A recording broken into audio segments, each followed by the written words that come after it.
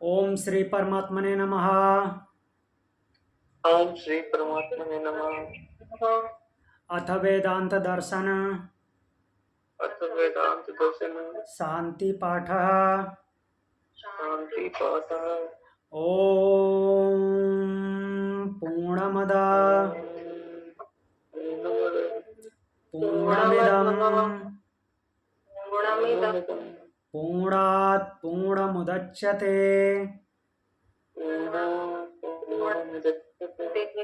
पूर्णस्य पूर्णमादाय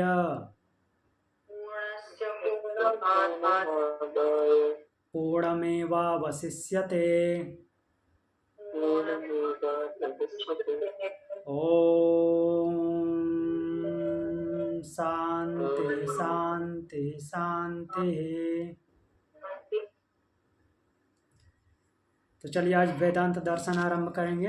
हमारे मुख्य उपनिषद, हाँ यही है, हमारे मुख्य उपनिषद पूर्ण हो गए हैं।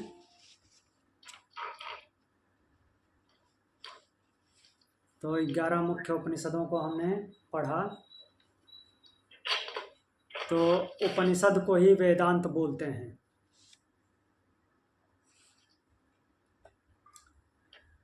वेदांत अर्थात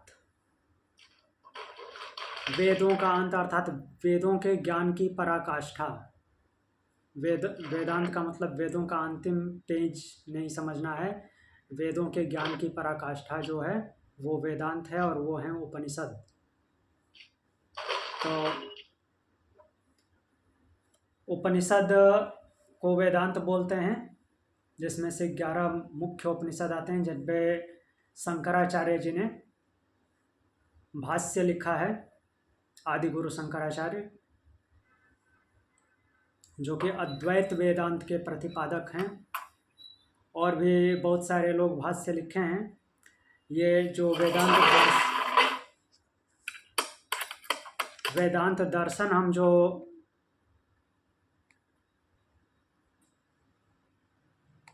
पढ़ने वाले हैं, तो ये वेदांत दर्शन पे भी शंकराचार्य जी ने भाष्य लिखा है, जिसको कि ब्रह्म सूत्र के नाम से जाना जाता है। अब ये ब्रह्म सूत्र इसको क्यों बोला जाता है? ब्रह्म के बारे में होगा इसलिए। हाँ, ये सूत्र के फॉर्म में है, सूत्र लिखे हुए हैं और ब्रह्म विषयक विचार प्रकट किया गया है। सूत्रों के माध्यम से ब्रह्म के बारे में बात की गई है, इसलिए इसका नाम ब्रह्म सूत्र है। क्योंकि सारे उपनिषदों में ब्रह्म की बात है, उनको ही दर्शन करा रहा है, और ये सूत्र फॉर्म में है, ब्रह्म के बारे में लिखा हुआ है, इसलिए ब्रह्म सूत्र है। और वेदांत का दर्शन कराने वाला है कि वेदांत में लिखा क्या क्या है, वास्तविकता क्या है उसकी। तो वे जो वेदांत का दर्शन कराए वो वेदांत दर्शन है। तो इसलिए इस बुक का नाम वेदांत दर्शन भी है। तो ये मुख्य 2 नाम प्रचलित हैं, वेदांत दर्शन और ब्रह्म सूत्र। तो कोई भी दर्शन हो, उस फील्ड का दर्शन कराता है, इसलिए उसका नाम वो दर्शन। जैसे योग दर्शन है तो योग का दर्शन कराता है, इसलिए योग दर्शन है। नहीं तो उसका वास्तविक नाम योग सूत्र है, क्योंकि वो सूत्र फॉर्म में है और योग के बारे में बताता है, तो इसलिए योग सूत्र है।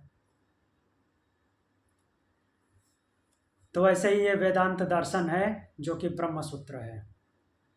इसको और भी नामों से जाना जाता है। शारीरक सूत्र के नाम से जाना जाता है, बादरायण सूत्र के नाम से जाना जाता है। बादरायण सूत्र के नाम से क्यों जाना जाता है?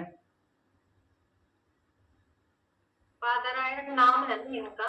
हाँ, क्योंकि इसके प्रणेता, इस दर्शन के प्रणेता हैं बादरायण व्यास। ठीक, बादरायण व्यास की मान्यता उन्हीं व्यास से ली जाती है। ये वही व्यास हैं जो महाभारत के लिखने वाले हैं। महाभारत के जो रचयिता हैं वही व्यास जो हैं इस वेदांत दर्शन के भी रचयिता हैं, प्रणेता हैं। फिर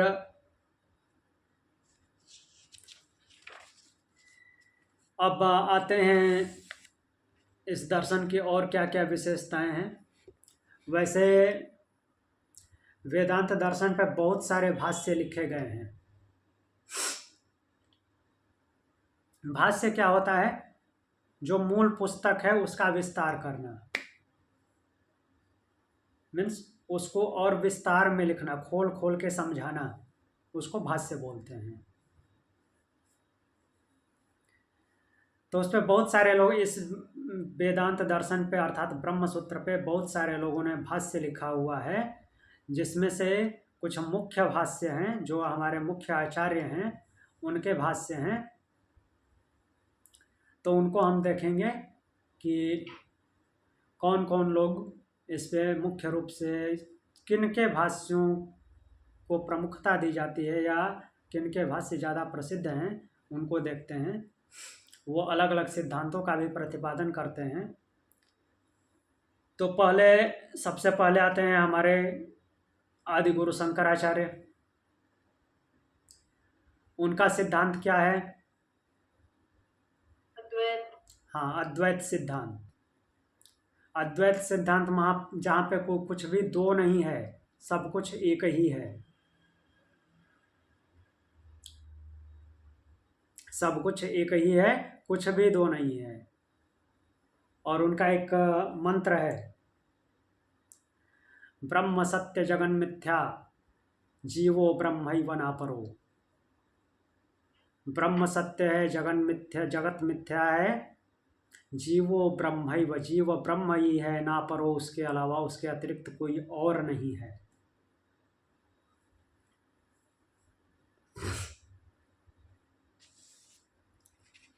तो इस तरह से शंकराचार्य जी अपना अद्वैतवाद का सिद्धांत देते हैं और अद्वैतवाद का प्रतिपादन करते हैं। जो अद्वैतवाद मीन्स अभी तक यह सिद्धांत, आज तक इतने बड़े बड़े आचार्य हुए हैं लेकिन उनका सिद्धांत सबसे ज़्यादा प्रभावी है, अद्वैत सिद्धांत।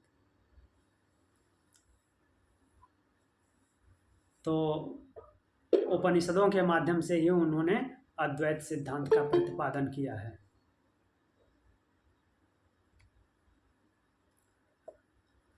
तो अब शंकराचार्य जी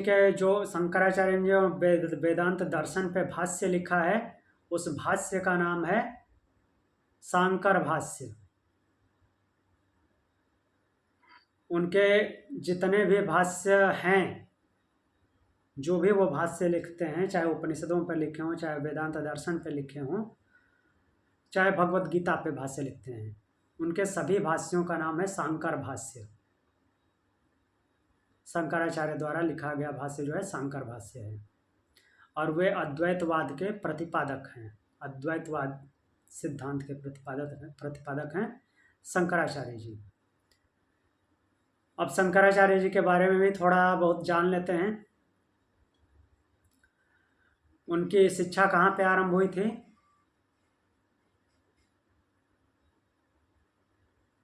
उनकी शिक्षा आरंभ हुई थी ओंकारेश्वर में। ओंकारेश्वर जो महाराष्ट्र में है।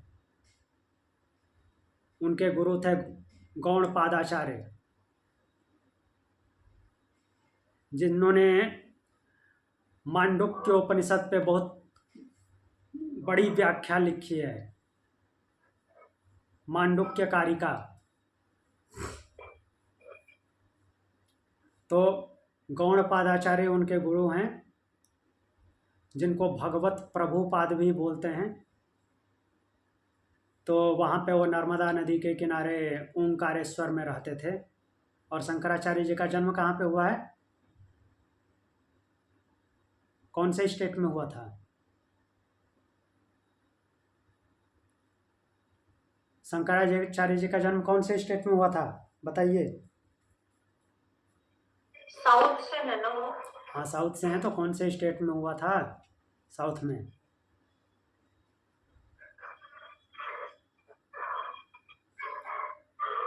केरल में। केरल में उनका जन्म हुआ था। और उनको आधुनिक सनातन धर्म का संस्थापक माना जाता है। तो उनके टाइम पे जो सनातन धर्म है, हिंदू धर्म लगभग विलुप्तावस्था में था, जिसकी उन्होंने पुनर्स्थापना की थी।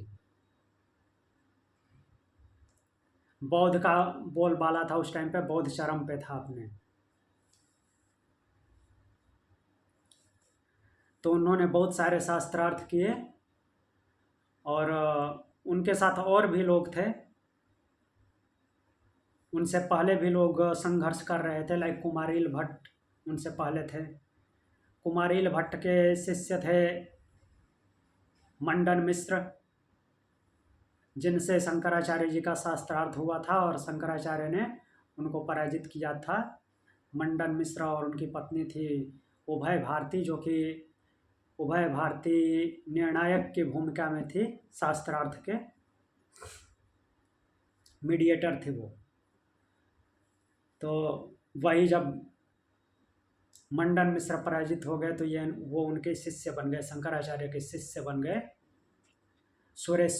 सुरेश्वराचार्य, जो कि उनके बाद जो ये 4 शंकराचार्य होते हैं उनके नाम पे उनमें से एक वो थे।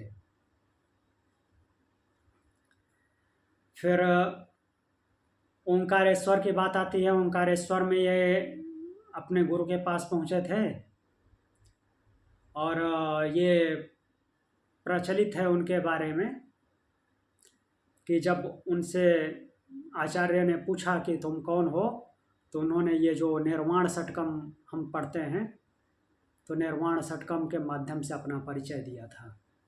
मनोबुद्धि अहंकार चित्तानि नाहम न च घ्राण जिह्वे न च, ऐसा कुछ है, पूरा भी याद नहीं आ रहा है। मनोबुद्धि अहंकार चित्तानि नाहम न च घ्राण जिह्वे न च श्रोत्र नेत्रे, ऐसा है। न च व्योम भूमिर्न तेजो न वायु चिदानंद रूपा शिवोहम शिवोहम। तो 6 स्टेज में ये है।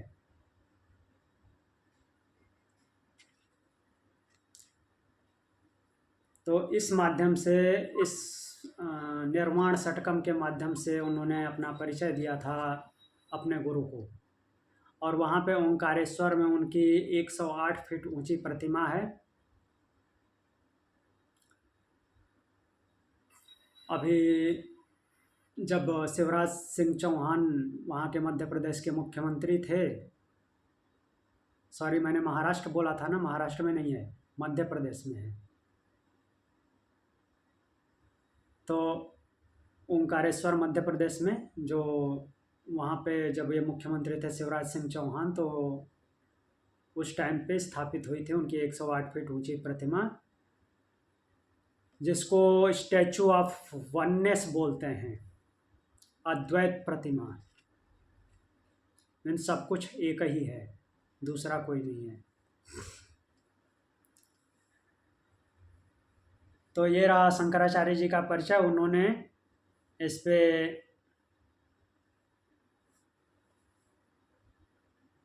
भाष्य, वेदांत दर्शन पे जो भाष्य लिखा है वो शांकर भाष्य के नाम से प्रचलित है। उनका सिद्धांत है अद्वैत सिद्धांत। अब दूसरे नंबर पे आते हैं हम। दूसरे नंबर पे आचार्य आते हैं रामानुजाचार्य। रामानुजाचार्य जी का वाद कौन सा है, कौन सा सिद्धांत है? विशिष्टाद्वैतवाद। हाँ, विशिष्टाद्वैतवाद। विशिष्ट अद्वैतवाद के प्रतिपादक हैं रामानुजाचार्य जी। उनकी भी 108 फीट ऊंची प्रतिमा है हैदराबाद के पास। उनकी भी प्रतिमा स्थापित हुई है। और चूँकि वो समता के ऊपर विशेष बल देते थे, तो उनके स्टैचू का नाम है स्टैचू ऑफ इक्वालिटी।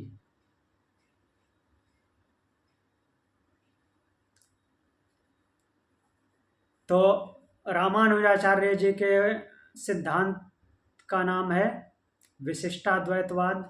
वो जो वाद दिए हैं विशिष्टाद्वैतवाद है, विशिष्ट अद्वैत। अद्वैत ही है, लेकिन अद्वैत विशिष्ट रूप से है। और उनका जो भाष्य है इस पे, वेदांत दर्शन पे, उस भाष्य का नाम है श्री भाष्य।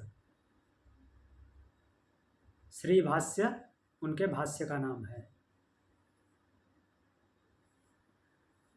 तीसरे जो आचार्य आते हैं, मध्वाचार्य। मध्वाचार्य ने जो सिद्धांत का प्रतिपादन किया है, उस सिद्धांत को क्या बोलते हैं? कौन सा वाद है? द्वैतवाद।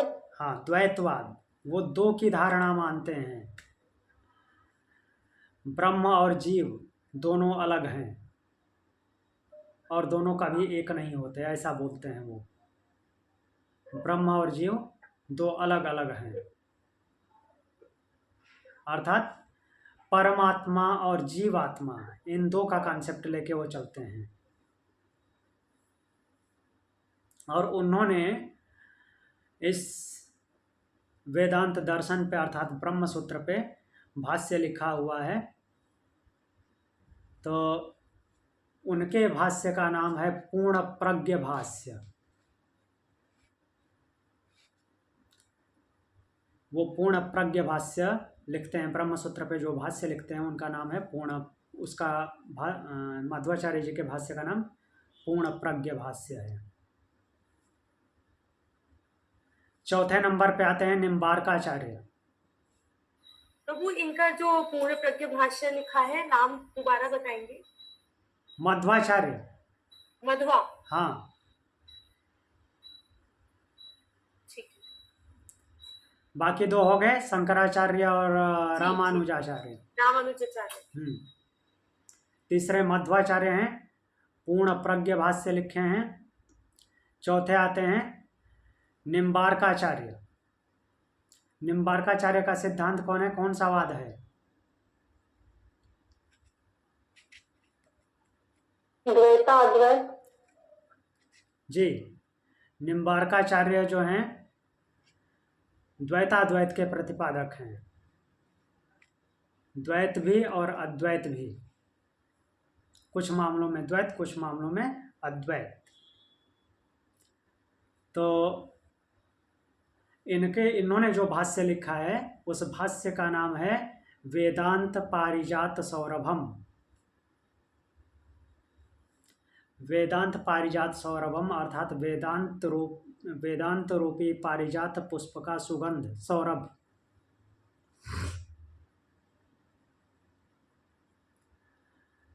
और पांचवें जो आते हैं, हेलो, आपने वो नाम क्या बताया, जरा फिर से बताइए। वेदांत पारिजात। वेदांत पारिजात सौरभम।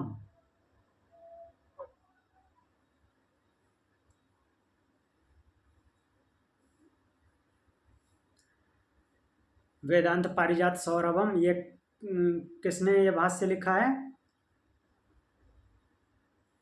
निम्बार्काचार्य। हाँ, निम्बार्काचार्य। पांचवें नंबर पे आते हैं वल्लभाचार्य। वल्लभाचार्य जी कौन से वाद के प्रतिपादक हैं? उनका सिद्धांत क्या है? शुद्धा अद्वैतवाद। हाँ, शुद्धाद्वैतवाद। शुद्ध अद्वैत, कुछ और है ही नहीं, शुद्ध अद्वैत। तो ये वल्लभाचार्य जी का सिद्धांत है। केवल एक ही द्वैत हैं, बाकी सब के सब अद्वैत हैं।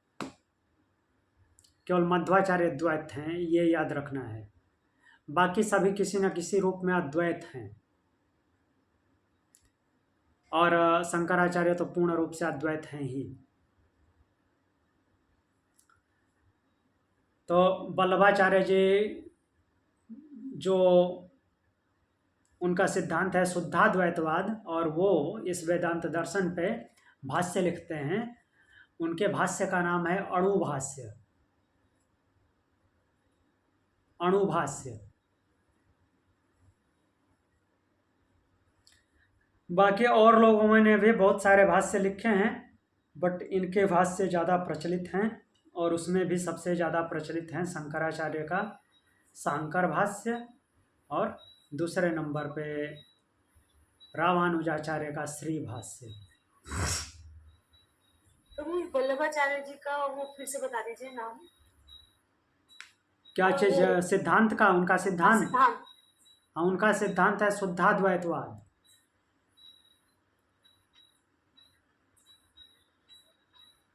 शुद्धाद्वैतवाद और वेदांत के ऊपर, वेदांत दर्शन पे जो भाष्य लिखा है वो अणुभाष्य है।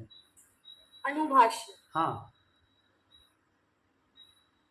जी ठीक है, इतना क्लियर हुआ। जी।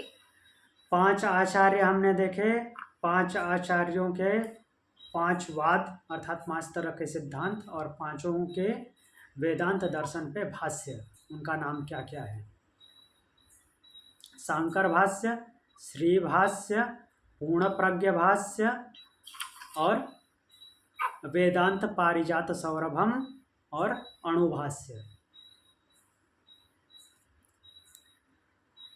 और ये सब के सब वेदांती हैं, कहीं दूसरी जगह ऐसा नहीं लेना है कि शंकराचार्य वेदांती है बाकी कहीं और से आए हैं, सभी वेदांती ही हैं।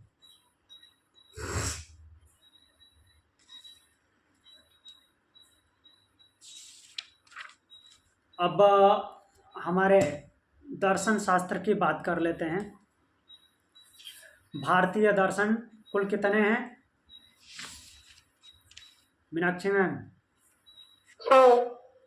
नहीं, मैं भारतीय दर्शन की बात कर रहा हूँ। टोटल भारतीय दर्शन 9। 9 दर्शन हैं, उसमें से 6 सनातन हैं जिनको कि आस्तिक दर्शन बोलते हैं, और 3 नास्तिक दर्शन हैं।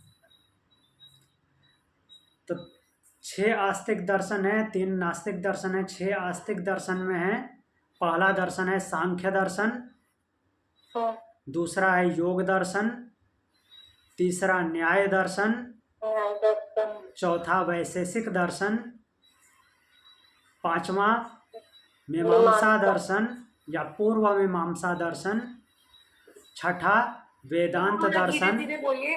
हाँ, 1 मिनट, फिर से मैं बताता हूँ, एक बार रिपीट करता हूँ। सांख्य, योग, न्याय। हाँ रुकिए, अभी एक बार फिर से रिपीट करूंगा।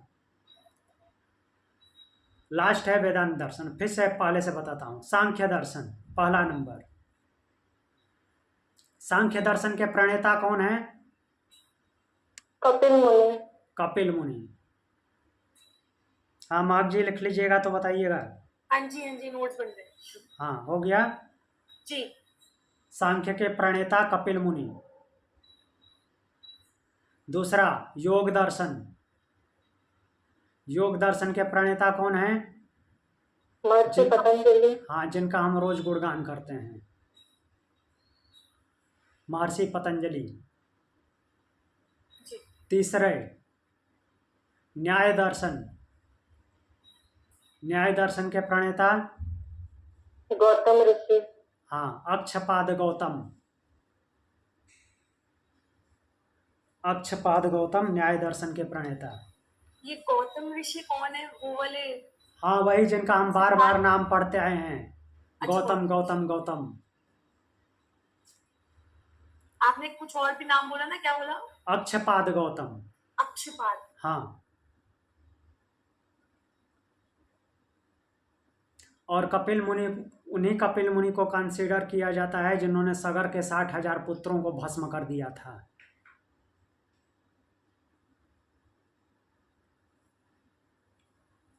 ये सांख्य दर्शन वाले। हाँ, फिर हमने 3 नभी दर्शन देखे, कौन कौन से? सांख्य, योग, न्याय। हाँ, वैशेषिक दर्शन। वैशेषिक का मतलब क्या होता है? वैशेषिक मतलब कि किसी भी चीज में विशिष्टता बताए, वो होता है वैशेषिक। मीन्स उसमें कुछ विशेष है, जो कुछ भी बोला जा रहा है उसमें कुछ विशेष है, उसकी पहचान कराए, वो है वैशेषिक दर्शन। और इसके प्रणेता हैं महर्षि कणाद। कणाद। हाँ, कणाद। अब इनका नाम कणाद क्यों है, इस पे भी कथा प्रचलित है। कथा कुछ ऐसी है कि जैसे किसान लोग अपना खेत से अनाज काट के ले जाते थे, तो उसमें जो अनाज के कण गिरे होते थे, जो जो बचे कुचे गिर जाते हैं ना काटते टाइम, तो उनको उठा उठा करके ये इकट्ठा करते थे, साफ करते थे और उसी को बना के खाते थे। तो कणों को खा करके जिंदा रहने वाले की वजह से इनका नाम पड़ गया कणाद। कणों को इकट्ठा कर, अनाज के कणों को इकट्ठा करके खाते थे। तो ये हैं वैशेषिक दर्शन के प्रणेता।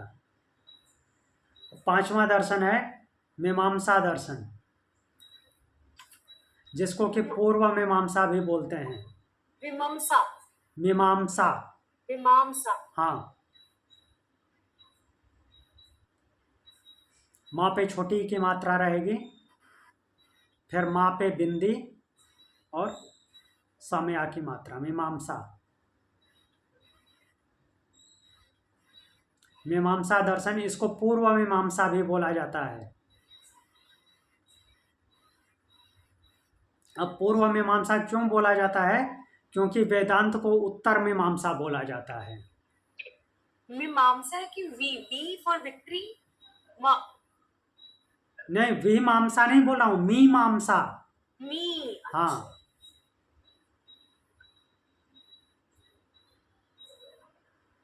मीमांसा। हाँ। तो जो ये पूर्व मीमांसा है, इसमें बहुत सारे कर्म कांड हैं। जैसे हमने बृहदारण्यक के अंत में जिस टाइप का पढ़ा था, उस टाइप का। तो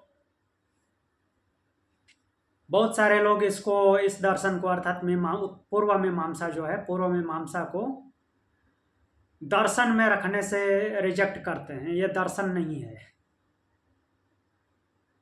फिर भी वो दर्शन की बात करता है, तो इसलिए उसको दर्शन में रखा जाता है, पूर्व मीमांसा। इसके प्रणेता है महर्षि जैमिनी।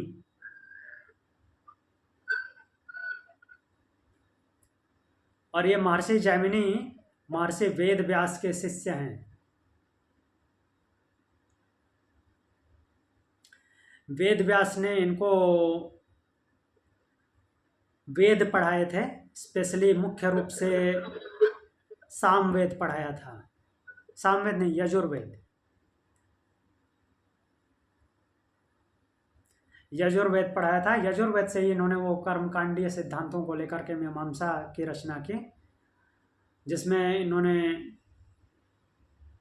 12,000 सूत्र लिखे। मीन्स बहुत लंबा दर्शन है मीमांसा।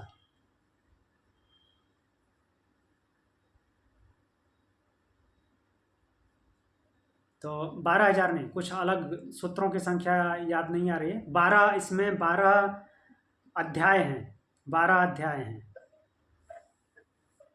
12 चैप्टर में लिखे हुए हैं। और जो छठा दर्शन है वो है वेदांत दर्शन। वेदांत दर्शन के प्रणेता बादरायण व्यास।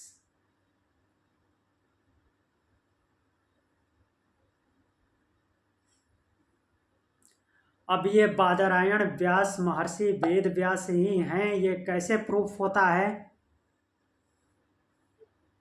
क्योंकि जैमिनी के जो गुरु थे वो महर्षि वेद व्यास थे,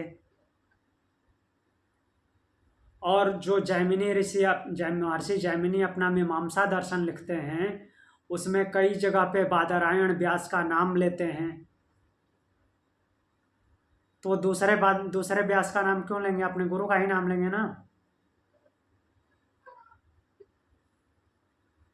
तो इसलिए सिद्ध होता है कि ये बादरायण व्यास महर्षि वेद व्यास ही हैं।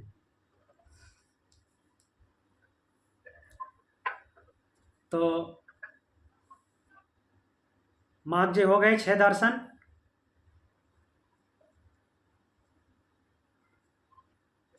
हेलो जी प्रभु, डन। हाँ, तो ये 6 दर्शन आस्तिक दर्शन कहलाते हैं, जो कि सनातन दर्शन हैं। अब आस्तिक दर्शन किसे बोलते हैं और नास्तिक दर्शन किसे बोलते हैं? जो वेदों को माने वो आस्तिक, हाँ, जो वेदों को ना माने वो नास्तिक।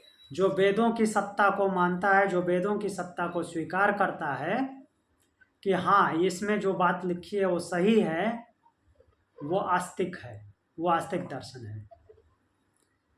जो वेदों की सत्ता को नहीं मानता, अर्थात उसकी प्रामाणिकता पे उसको पूर्ण विश्वास नहीं है, ऐसा नहीं कि पूरी तरह से रिजेक्ट करता है, मतलब कि उसको विश्वास नहीं है, वो उसको कोई मीन्स ऐसी श्रद्धा नहीं है, कन्फर्मेशन नहीं है कि इसमें जो लिखा हुआ है वो सही ही है, तो वो जो है नास्तिक दर्शन है। वो वेदों की सत्ता में विश्वास नहीं करते, अर्थात वेदों को नहीं मानते, कोई मीन्स वो प्रामाणिक है, वो बात जो लिखी है वो सही है, मीन्स जो श्रुतियों की बात है वो सही है, वो ऐसा विश्वास नहीं करते, तो नास्तिक दर्शन है। और जो ऐसा मानते हैं कि ये बातें सही है, तो वो आस्तिक दर्शन है।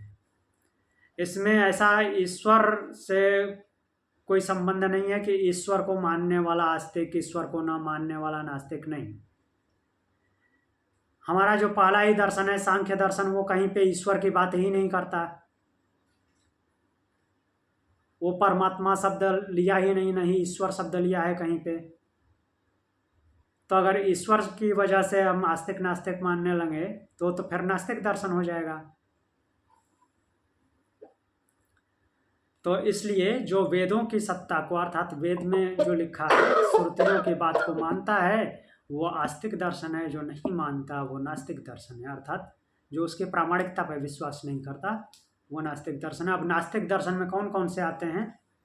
वो हैं 3 दर्शन, बौद्ध दर्शन, जैन दर्शन और चार्वाक दर्शन। ठीक है। तो बौद्ध दर्शन जिसके मुख्य प्रवर्तक जिस धर्म से उस दर्शन का रिलेशन है, उस धर्म का नाम है बौद्ध धर्म। और उस समय जो भी दर्शन है, जितनी भी दर्शन बुक हैं और जितने भी दार्शनिक हैं, वो उस दर्शन के अंतर्गत काउंट होते हैं। एक ही दर्शन नाम दिया गया है बौद्ध दर्शन, और बौद्ध दर्शन नास्तिक दर्शन में गिना जाता है। दूसरा है जैन दर्शन, जो कि जैन धर्म से संबंध रखता है, जैन लोगों के धर्म से संबंध रखता है। ये सभी भारतीय दर्शन ही है, कहीं बाहर से नहीं आए हैं। तो बौद्ध दर्शन और जैन दर्शन ये नास्तिक दर्शन हो गए। तीसरा चार्वाक दर्शन। जैन दर्शन में जो कि महावीर स्वामी, उनसे पहले जो तीर्थंकर हुए हैं वो, और उनके बाद जो परंपरा चली है तीर्थंकर, तो वही 24वें तीर्थंकर हैं अभी तक के अंतिम। तो इनके दर्शन जहाँ पे जो जिसमें आते हैं, तो वो जैन दर्शन के नाम से जाने जाते हैं। तीसरा है चार्वाक दर्शन, जो कि किसी पंथ के फॉलोअर नहीं हैं तो भारतीय ही, लेकिन किसी धर्म विशेष को, पंथ विशेष को नहीं मानते, मीन्स स्वच्छंद रूप से जीते हैं, कोई प्रॉब्लम नहीं, अच्छे से जियो। उनके कुछ जैसे मंत्र, क्या बोले, श्लोक प्रसिद्ध हैं, जो अब बहुत से लोग ये मानते हैं कि ये उन्होंने लिखा है, और बहुत सारे लोग मानते हैं कि जो उनसे नफरत करते थे उन्होंने उनके सारे प्रतियां जला दी और उनके ऊपर ऐसे उल्टी सीधी बातें लिख दी, जिसमें से सबसे प्रमुख ये है, एक है यदा जीवेत सुखम जीवेत ऋण कृत्वा घृतम पीवेत भस्मीभूताय शरीरे पुनरागमन कुतः। मीन्स जब तक जियो सुखपूर्वक जियो, खाने पीने के लिए कुछ ना हो तो ऋण लो, उधार लो और घी पियो, भस्मीभूत्वा शरीरे पुनरागमन कुतः, शरीर के भस्मीभूत हो जाने पर पुनः कहाँ आगमन होने वाला है। तो इसलिए जब तक जियो सुखपूर्वक जियो, ऋण लेकर के। ओशो की भी फिलॉसफी थोड़ी इसी टाइप की थी कुछ पार्ट्स में। हाँ, बट उनका सबका एक उनका समन्वयवादी है, इनका बिल्कुल ही अलग से है। ये किसने लिखा है वैसे इन दर्शनों के? कोई एक? नहीं, कोई एक नहीं है, कोई एक नहीं है। अच्छा। और जो हाँ, पाली हाँ, कोई भाषा एक का जो वो लिखा है, पाली भाषा में जो सूत्र वगैरह लिखे हैं गौतम बुद्ध जी वाले, हाँ, बौद्ध दर्शन है वो बौद्ध दर्शन में ही है। हाँ, अच्छा। क्योंकि महात्मा गौतम बुद्ध ने अपनी भाषा जो उपदेश की भाषा है वो पाली भाषा रखी थी, हाँ हाँ हाँ। क्योंकि पाली उस समय जनमानस की भाषा थी, प्रचलित भाषा थी। जी जी जी। जैसे तुलसीदास जी ने अपना रामचरितमानस अवधी भाषा में लिखा था, क्योंकि उस टाइम पे उस क्षेत्र की भाषा अवधी थी विशेष। अवधि, हाँ। हाँ, अच्छा, एक तो और चीज पूछते हैं, जैसे हाँ, हम पढ़ते हैं Sanskrit is not the oldest language, Tamil is the oldest written language, transcript wise. और प्राकृतिक भाषा होती थी, तो आपके मतलब जो भी रिसर्च है उसमें मतलब अभी ओल्डेस्ट लैंग्वेज क्या है? ओल्डेस्ट लैंग्वेज तो संस्कृत ही है, ये तमिलनाडु के लोग एक्सेप्ट नहीं करते। हाँ हाँ, मैं समझ गई थी। हाँ, बट बिकॉज हो सकता है उनके पास रिकॉर्ड्स हो, जैसे हमारा बहुत सारा मनुस्मृति या बुक्स का कलेक्शन जो विपश्यना वाले भी समझाते हैं कि सिर्फ गौतम बुद्ध की लिखी हुई चीजें अभी एविडेंस में है, उसके पहले का सारा रिकॉर्ड तो हट चुका है ही नहीं, ऐसा बोलते हैं वो लोग। नहीं, वो अपनी अपनी डफली अपना अच्छा। अपना राग वाली बात है। हाँ, बौद्ध में भी हाँ, अलग अलग किस्म के महात्मा बुद्धिस्ट महात्मा गौतम बुद्ध के पहले का रिकॉर्ड हट कैसे चुका है? हमारा जो श्रुति की बात छोड़ दीजिए, स्मृति स्मृति में सीधे सीधे जो ये महाभारत रामायण है वो तो वेस्टर्न के द्वारा भी प्रमाणित है, भले ही कालगणना उनके हिसाब से लिखी गई है, तो वो हम भी। तो उनको हाँ, प्रमाण के लिए मानते ही नहीं ना, हम क्यों मानेंगे? बट हाँ, वो जो घटनाएं हुई हैं भले। मेरे कहने का मतलब है अभी ना मैंने सत्ती पठान जो उसमें जो उन्होंने बताया था, मैं उस पर बता रही हूँ। सत्ती पठान में गोयनका जी ये बोले थे कि हमारे पास सिर्फ एक बुद्ध का रचा हुआ रिटन ज्ञान है, वो भी स्मृति ज्ञान है, क्योंकि जो उन्होंने अपने अरिहंतों को दिया था तो उन्होंने हर लाइन पे ऐसे लिखा, ऐसा मेरे द्वारा सुना गया करके। मैंने वो पढ़ा तो उन्होंने बोला कि ये सारा का सारा उनको रटवाया था, गुरु शिष्य परंपरा जो थी जी, और वो रटा हुआ उन्होंने की लिख तरह। दिया। तो उन्होंने बोला उसके पहले कोई जो भी ज्ञान था, कि बौद्ध तो बहुत लोग रहे हैं, बुद्ध बहुत लोग हुए हैं, लेकिन जो भी बुद्ध हुए हैं उनका लिखित ज्ञान अब नहीं है। तो जो लिखित ज्ञान में वो बोलते, वो कहते सिर्फ गौतम बुद्ध की लिखी हुई वाणी, वो भी बताई हुई, किसी और के द्वारा सुनी हुई, अरिहंतों की सुनी हुई लिखी है, बाकी कहते कोई लिखित रिकॉर्ड है नहीं बुद्धिज्म वाला। अच्छा, नॉट हिंदुइज्म वाला। अच्छा, बौद्ध परंपरा की बात बोल रहे हैं? बौद्ध परंपरा में, क्योंकि वो बताते हैं बहुत लोग बुद्ध हुए हैं, वो अकेले नहीं थे, वो तो पता नहीं कौन सा नंबर। हाँ जी, जी, वो जो बताते हैं बहुत से लोग बुद्ध हुए हैं, वो उस पर भी आता हूँ। तो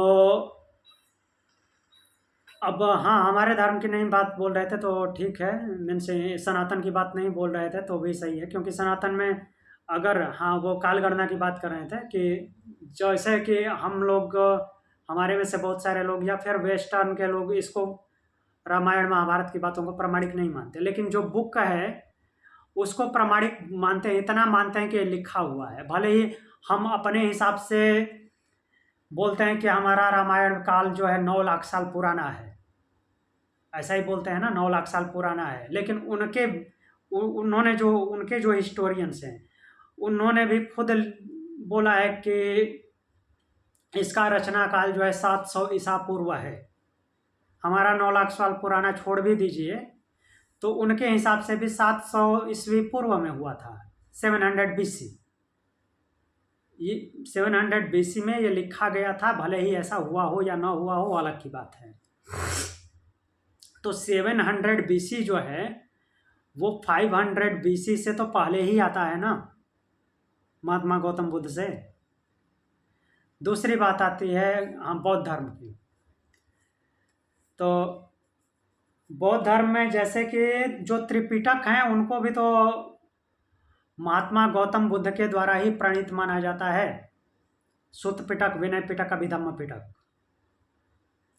उस समय जो धम्म पद है, धम्म पद उनकी वाणी माना जाता है जी। और ये सबके सब पाली भाषा में है। हाँ, उसके बाद भी बहुत सारे धुरंधर हुए हैं उनमें, जैसे नागार्जुन हुए, दिग्नांग हुए,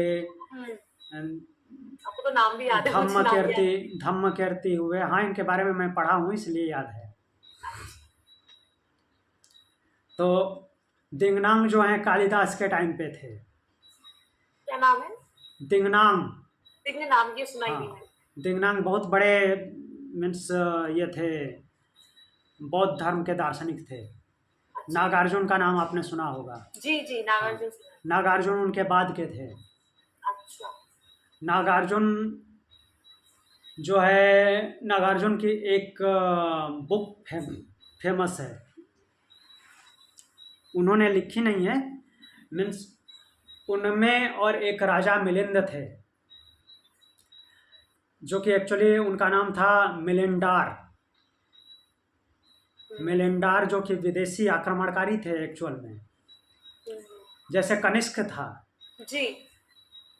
तो ये क्या हुआ कि यहाँ पे आए और यहीं के होके रह गए, यहाँ के बौद्ध धर्म को एक्सेप्ट कर लिया।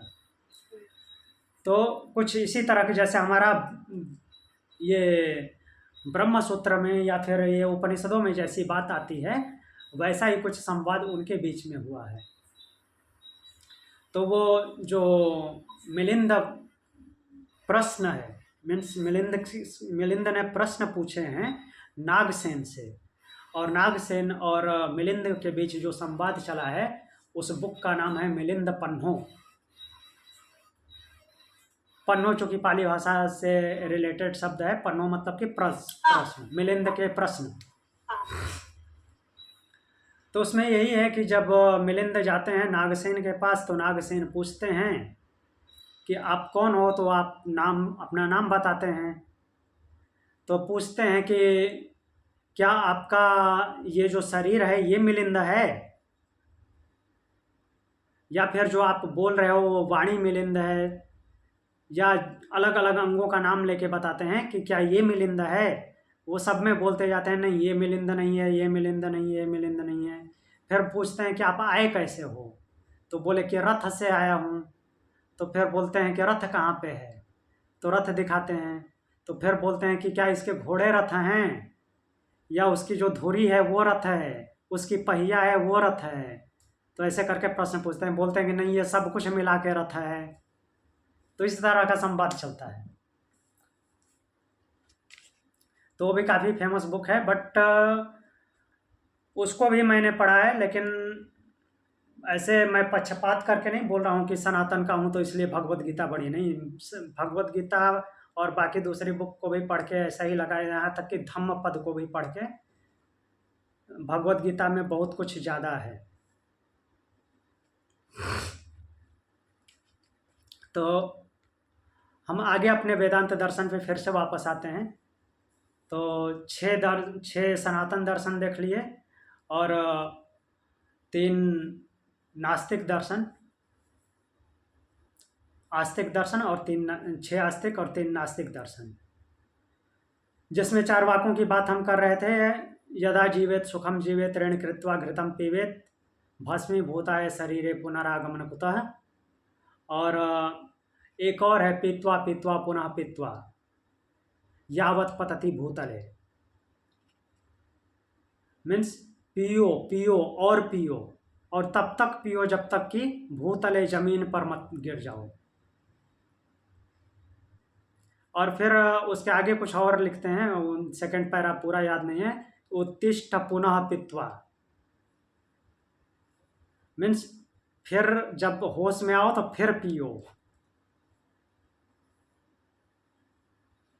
तो इस तरह से उनके कथन है। अब बहुत से लोगों का मानना है कि जो उनसे विरोध करते थे उन्होंने ऐसा लिखा है। मुझे लगता है कि ये भी एक अप्रोच रही है लोगों की कि इतना सेंसेस को इतना ज्यादा प्लीज कर दो कि हाँ। अत करके अफर जाना, हम्म। कि तुम्हारा अफरना हो जाएगा ना जब तुम एक्सट्रीम कर लोगे, तो कई लोग तभी मुड़ते हैं। हाँ, बट ऐसी मान्यता है कि वो चारवाक लोग कुछ ऐसी ही बातें करते थे, स्वच्छंदता पूर्वक जीने की। मीन्स हाँ। अपनी स्वतंत्रता के आगे दूसरे की स्वतंत्रता नहीं देखनी है। वही वही अपने सेंसेस को सुपीरियर समझा, उसी को प्लीज कर रहे हैं, तो ऑब्वियसली आप उसी डायरेक्शन में, आप दूसरों के बारे में तो सोच ही नहीं पाओगे। हाँ, अब दूसरी बात आप जो पूछ रही थी कि ये एक ही आदमी था या अलग अलग थे, तो ये तो बहुत सारे थे। चारवाक नाम कैसे पड़ा? चारुवाक, जिनकी वाणी चतुर हो, जिनके जिनकी बोलने की जो शैली है वो चतुर हो, अर्थात अपनी भाषा बना करके परोसते हों, जिनके आवेश में दूसरे लोग आ जाएं। चतुर्वाणी वाले लोग, हाँ, चतुर्वाणी वाले लोग चारवाक बोले जाते हैं। आज के भी जो लोग हैं, प्रभु ओशो ओशो पक्का वही थे। आज उनकी मतलब उनकी वाणी वैसे ना, हाँ मतलब जो मैंने सुनी है, मैंने उसमें पॉजिटिव चीजें बहुत सुनी, हाँ, बहुत सारी हैं। लेकिन लोगों की जो उनके जो फॉलोअर्स की परसेप्शन सुनी मैंने, वो सेंसरी प्लेजर्स में एकदम रिप्ट होने वाली ही सुनी है। Even the ones who are practitioners for many years, जी, उन लोगों का मैंने यही सुना कि इतने रिप्ट रहो कि अपने आप रिप्ट होते होते मुक्त हो जाओगे। हाँ, लेकिन सब कुछ में ऐसा नहीं होता। हाँ, ऑफ कोर्स। तो सर, जी, वो आपने कहा ना कि चारवाक जो है वो दूसरे की स्वतंत्रता को रिस्पेक्ट नहीं करते, तो फिर इनके लिए मोरालिटी जैसी कोई चीज ही नहीं, मतलब नीति नहीं ये लोग मानते हाँ बिल्कुल जी, भी। जी, हाँ। और प्रभु ये भी चारवाक आप बोल रहे हो, एक व्यक्ति नहीं है, ये भी कई लोग।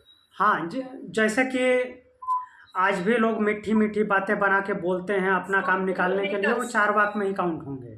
ओरेटर्स। हाँ, चूंकि उस दर्शन के बारे में मुख्य रूप से जो लिखने वाले हैं उनका नाम लिया जाता है, वो बृहस्पति थे।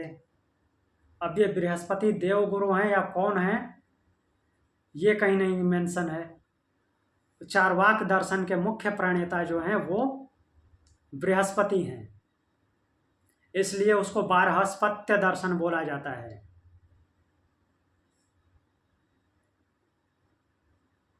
तो देवताओं के गुरु भी बृहस्पति है ना सर? हाँ जी, तो लेकिन वही वाले बृहस्पति तो नहीं हो नहीं, सकते? वो कहीं लिखा नहीं है, बट ऐसा विचार किया जाता है कि देवगुरु बृहस्पति जो हैं वो ऐसा कैसे लिख सकते हैं, वो नहीं लिख सकते। एनोनिमिटी वाला हो गया ना थोड़ा। जी, तो ये रहे हमारे दर्शन। अब आ जाते हैं वापस अंतिम दर्शन, वेदांत दर्शन पे, छठे दर्शन पे। बाकी सब दर्शन जो है, ऊपर के 5 दर्शन, वो अपने आप में प्रमुखता रखते हैं, विशिष्टता रखते हैं, लेकिन छठा दर्शन सब में ज़्यादा विशिष्ट है। यहाँ नहीं, ऐसा नहीं है कि सब कुछ इसी में है, बाकी दर्शन भी महत्वपूर्ण हैं, अलग अलग चीज़ें बताते हैं। ये वेदांत दर्शन अब महत्वपूर्ण क्यों है बाकी दर्शनों की तुलना में, अब ये देखते हैं। ऐसा नहीं कि वेदांत दर्शन को ही केवल पढ़ना है, बाकी नहीं पढ़ना है। योग दर्शन हमको व्यवहार सिखाता है, इसमें ब्रह्म की बातें बहुत ज़्यादा हैं। सिंपल लाइफ कैसे कैसे स्टेप वाइज जीनी है, उसमें वो बातें तो इसमें ज़्यादा नहीं है वेदांत दर्शन में, ये तो ब्रह्म को बताता है। वो तो योग दर्शन में हम देखते हैं कि हाँ, जीने के लिए क्या करना है, क्या साधन है कि अच्छी ज़िंदगी हो, तो उसके लिए हम चलते हैं।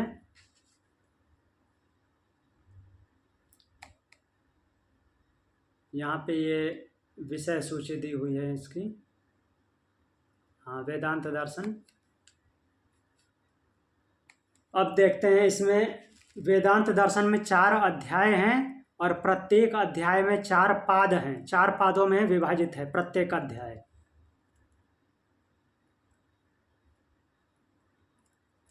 ठीक है, वेदांत दर्शन ब्रह्मसूत्र, 4 अध्याय, 4 प्रत्येक अध्याय में 4 पाद।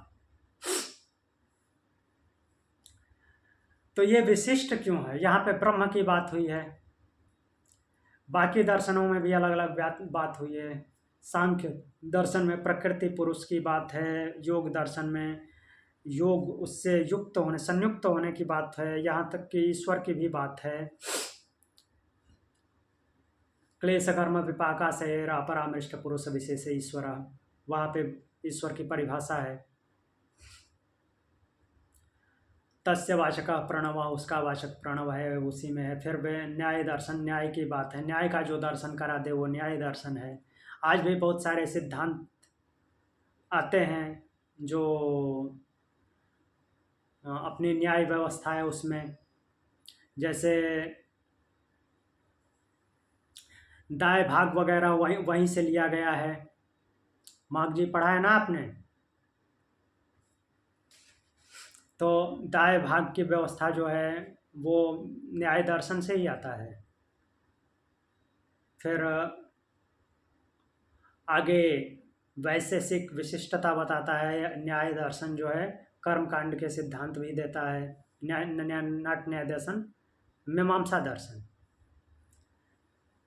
तो मीमांसा दर्शन 12 चैप्टर का है और 4 चैप्टर का वेदांत दर्शन है, 4 अध्याय का वेदांत दर्शन है। चूँकि इसको उत्तर मीमांसा बोलते हैं, वैसे उत्तर मीमांसा ज़्यादा प्रचलित नहीं है, वेदांत दर्शन ही प्रचलित है, या ब्रह्म सूत्र।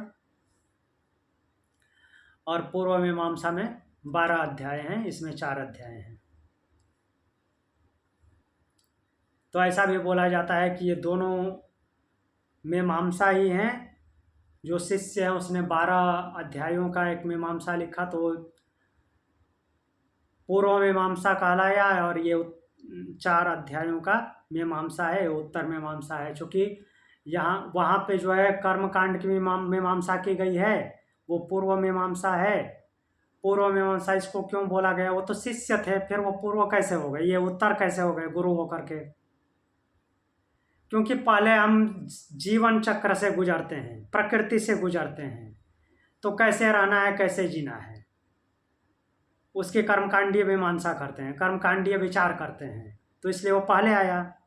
उसके बाद होती है ब्रह्म की जिज्ञासा, उसके बाद ही हो गया ना, जब सारा जीवन के बारे में जान लेंगे, अच्छा तो अब इसके आगे क्या, ये सब तो कर लिया, सब कुछ करके देख लिया, अब इसके आगे क्या होना है, तो फिर ब्रह्म की जिज्ञासा हुई। अच्छा इसके ऊपर भी कोई होता है, तो इसलिए भी इसको उत्तर मीमांसा बोला जाता है। ये भी विचार है, बाद का विचार है, बाद में ऐसा विचार आया, सब कुछ मीन्स जीवन जीने के बाद ऐसा विचार आया कि इसके आगे क्या क्या होगा, इसके आगे जिंदगी का, जिंदगी जीना तो बता दिया। जैसे त्रय विद्या तो जान ली, त्रय विद्या के आगे क्या, तो वही है, इसका पहला सूत्र है अथा तो ब्रह्म जिज्ञासा। अथ अतः ब्रह्म जिज्ञासा। तो यहाँ पे अथ जो है, अथ कई रूप में आता है, अथ आरंभ के रूप में भी आता है, अथ अनंतर रूप में आता है, अर्थात पहले कुछ हुआ है उसके बाद। अथ जो है क्या बोलते हैं, मंगलाचरण के रूप में भी आता है, ठीक, अलग अलग रूपों में आता है। तो यहाँ पे अथ जो शब्द है वो स्टार्टिंग के लिए नहीं आया है, यहाँ पे अनंतर शब्द में आया है, पहले कुछ हो चुका है, पहले इतने सारे दर्शन आए हैं। कहने का तात्पर्य ये है, विशेष रूप से मीमांसा हुई है, जीवन जीने की कला बताया गया है, जीवन जीने की कला सीख लिए हैं, तो उसके बाद फिर जिज्ञासा हुई कि इसके आगे क्या होगा, तो इसके आगे फिर ब्रह्म की जिज्ञासा हुई, अथ अतः ब्रह्म जिज्ञासा, अब ब्रह्म की जिज्ञासा होती है। तो ब्रह्म की जिज्ञासा कब होती है, जब साधन चतुष्टय संपन्न हो जाए साधक, साधन चतुष्टय संपन्न साधक को ब्रह्म की जिज्ञासा होती है। साधन चतुष्टय क्या है, साधन चतुष्टय है, लिख लीजिए, लिखना है तो, क्योंकि इस बुक में जो हमने खोला है इसमें नहीं दिया है। साधन चतुष्टय संपन्न साधक को ब्रह्म की जिज्ञासा होती है। साधन चतुष्टय विवेक, वैराग्य, षट संपत्ति और मुमुक्षत्व।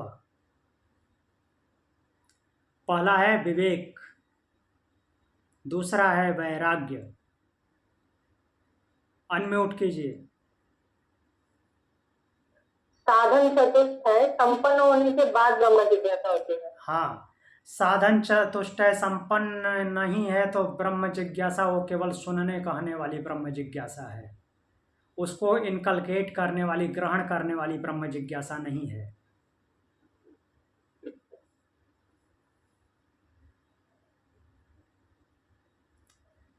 तो साधन चतुष्टय में आते हैं विवेक, दूसरा आता है वैराग्य, तीसरा है षट संपत्ति, 6 संपत्तियां, षट संपत्ति, चौथा है मुमुक्षत्व,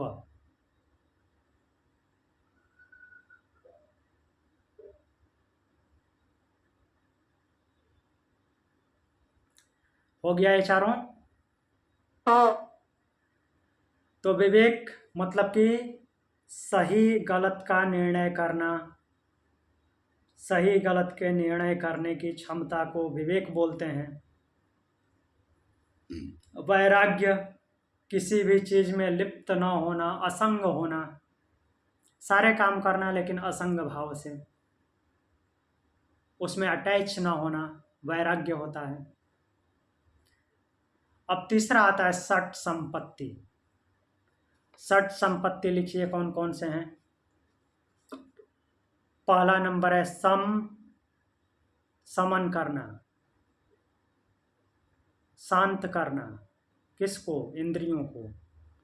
दूसरा है दमन करना, दमन करना मतलब अपने वश में रखना, इधर उधर भटकने न देना। तीसरा है उपरति, उपरति मतलब अपने आप को ऊपर उठाना, अपनी स्थिति से ऊपर उठाना, जिस स्टेज में है उससे ऊपर ले जाना, उपरति है। चौथा है तितिक्षा,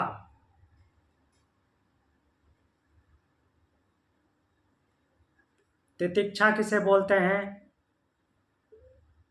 तप को तितिक्षा बोलते हैं। द्वंद्व सहन की क्षमता पैदा करना, तितिक्षा। सुख दुख लाभ हानि जय पराजय इन सब में समभाव रहने की क्षमता पैदा करना तितिक्षा कहलाता है। पांचवा है श्रद्धा। श्रद्धा मीन्स किसी चीज पे भरोसा होना, विश्वास होना, तभी वो अपने आप में समाहित होगा, वो समझ में आएगा। श्रद्धा ही नहीं है तो घुसेगा नहीं दिमाग में। ये तो और फिर छठा है समाधान। समाधान मीन्स समाधान, अपने बुद्धि को समावस्था में करना, मन को शांत करना। तो मन को शांत करने की, बुद्धि को समाधान में लाने की बहुत सारी तकनीकी योग दर्शन में बताई हुई है ना। और ये सम दम उपरति तितिक्षा श्रद्धा, ये तो खुद वेदांत में भी बताई हुई है, उपनिषदों में। ठीक, तो ये षट संपत्ति ये है। फिर चौथा नंबर है मुमुक्षत्व। तीसरे नंबर की ये पाठ थे षट संपत्ति, चौथा है मुमुक्षत्व। मुमुक्षत्व मीन्स मोक्ष की इच्छा वाला, मोक्ष की इच्छा करना। तो मोक्ष की इच्छा करना, मोक्ष की इच्छा करने से फिर क्या होगा, मीन्स कहाँ से मोक्ष की इच्छा करें? ये सब तो दिखता है कि ये सब यहीं पे है। कौन? विवेक अपने दिमाग से होता है। वैराग्य खुद खुद के कर्मों मीन्स खुद के व्यवहार से असंग होना। षट संपत्ति हमने देखा वो भी इसे शरीर के ही माध्यम से होता है। मुमुक्षत्व के लिए ये शरीर के अलावा कोई और चाहिए, ये सब तो हो जाते हैं। मुमुक्षत्व के लिए तो शरीर के अलावा कोई और चाहिए, तो कोई और चाहिए तो कोई और होगा, तो कोई और कौन है? फिर हुई ब्रह्म की जिज्ञासा। तो इतना क्लियर हुआ क्यों लिखा है अथा तो ब्रह्म जिज्ञासा, अब ब्रह्म की जिज्ञासा। अर्थात पहले ये सब घटित हुआ है, इन सब को पार करके विवेक वैराग्य षड संपत्ति, और जब मुमुक्षत्व की भावना आई तो मुमुक्षत्व की भावना आने के बाद ब्रह्म की जिज्ञासा हुई। कि मोक्ष कैसे प्राप्त करें। अच्छा, तो इसके लिए कोई और होगा। कौन होगा? ये ब्रह्म है। तो ब्रह्म को जानने की जिज्ञासा हुई। तो अब ब्रह्म के विषय पर विचार किया जाएगा, ब्रह्म को जानने के विषय पर विचार किया जाएगा। ब्रह्म को जानने की इच्छा पैदा हुई है, तो ब्रह्म को जानेंगे कि ब्रह्म आखिर क्या है। तो ब्रह्म के बारे में हम कल जानेंगे। ठीक है, आज के लिए इतना ही है। सर हाँ, सर ये उपरति और वैराग्य ये एक नहीं है? उपरति और वैराग्य असंग जो दूसरा वाला है ना? हाँ, नहीं नहीं, उपरति और वैराग्य एक कैसे हो सकते हैं? वैराग्य मतलब कि संग से हट जाना, संग से अलगाव हो जाना, असंग हो जाना, तो वैराग्य हो गया। उपरति मतलब कि जिस स्थिति में है उससे स्टेप बाय स्टेप आगे जाना, अपने आप को ऊपर उठाना। वैराग्य मतलब कि पूर्ण रूप से वो तो मुक्तावस्था हो गई, उससे लगाव ही नहीं रहा। अच्छा, उपरति मीन्स जिस स्थिति में है उससे ऊपर उठना। तो फिर सीक्वेंस में सत संपत्ति पहले नहीं आना चाहिए? फिर से बोलिए, आवाज गूंज रही है। तो जिस तरीके का सीक्वेंस है हाँ उसमें सत संपत्ति पहले आना चाहिए, बाद में वैराग्य, और वैराग्य के बाद मुमुक्षुत्व। हाँ, लिख सकते हैं वैसे, मीन्स ऐसे सीक्वेंस देखा जाए तो षट संपत्ति को पहले लिख सकते हैं, वैराग्य बाद में आएगा। विवेक के बाद षट हाँ। संपत्ति, फिर वैराग्य, फिर मुमुक्षुत्व। ओके, हाँ, सही है। तो विवेक जो है, विवेक में सही गलत का निर्णय। तो जो हम समझते हैं धर्म की समझ है ना, कि स्थान मतलब समय परिस्थिति के हिसाब से कौन सा कर्म करना चाहिए, उसी को विवेक कहेंगे। धर्म की अतिरथ समझ होना जी, देश और काल के हिसाब से आपका क्या कर्तव्य बनता है वो डिसाइड करने की क्षमता विवेक कहलाती है। वही आपका धर्म है।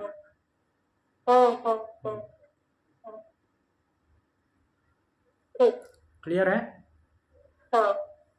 तो आज के लिए इतना ही। आज में से कुछ पूछना है? सर ये सूत्र मतलब फॉर्मूला? हाँ, सूत्र मतलब फार्मूला के रूप में लिखे हुए हैं।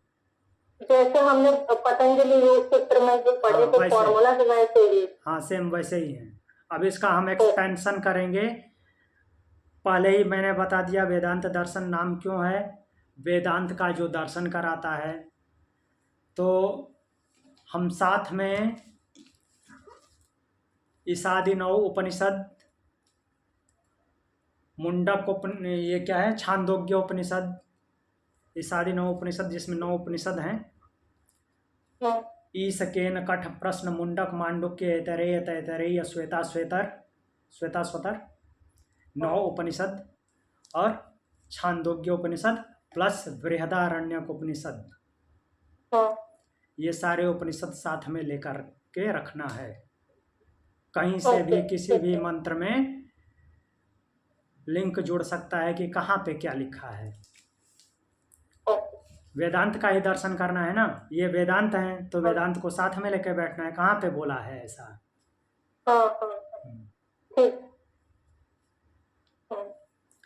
ठीक है, और कुछ पूछना है? तो हमने उपनिषद पहले क्यों पढ़े, इसको पहले क्यों नहीं पढ़ लिया, समझ आ गया ना?